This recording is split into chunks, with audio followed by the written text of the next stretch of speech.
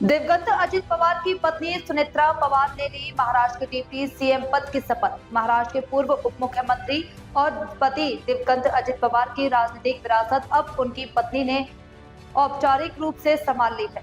सुनेत्रा पवार ने महाराष्ट्र के deputy CM पद की शपथ ले ली है। लोक भवन में राज्यपाल ने उन्हें पद एवं गोपनीयता की शपथ दिलाई।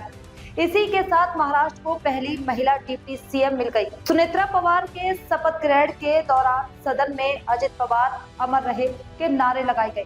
इस अवसर पर मुख्यमंत्री देवेंद्र फडणवीस और उप मुख्यमंत्री एकनाथ शिंदे भी मौजूद थे। हालांकि सुप्रिया सुले शपथ समारोह में नहीं दिखी। इससे पहले सुप्रिया सुले ने कहा कि कल देश का बजट है, मैं सदन में एनसीपी की नेता हूँ, मुझे जाना होगा। मैं पहले अपने पुणे फिर दिल्ली जा रही हूँ, मुझे शपथ ग्रहण के बारे में कुछ नहीं पता।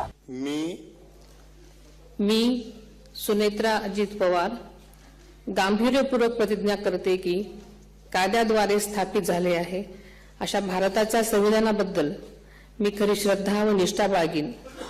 मी भारताची सार्वभौमता व एकात्मता उन्नत राखीन।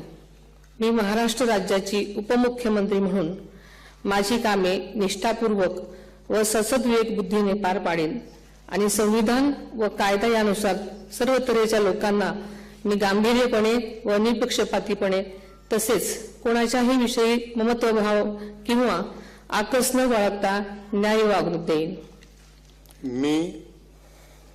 मी सुनेत्रा अजित पवार गांभीर्यपूर्वक प्रतिज्ञा करते की महाराष्ट्र राज्याची उपमुख्यमंत्री म्हणून माझ्या विचारार्थ आणली जाईल किंवा मला ज्ञात होईल अशी कोणतीही बाब अशी उपमुख्यमंत्री म्हणून माझी कामे यथायोग्य पार पाडण्यासाठी आवश्यक असेल ते खेरीज करून एरवी मी कोणत्याही व्यक्तीला किंवा व्यक्तींना प्रत्यक्षपणे वा अप्रत्यक्षपणे कळवणार नाही किंवा त्यांच्याकडे उघड करणार नाही।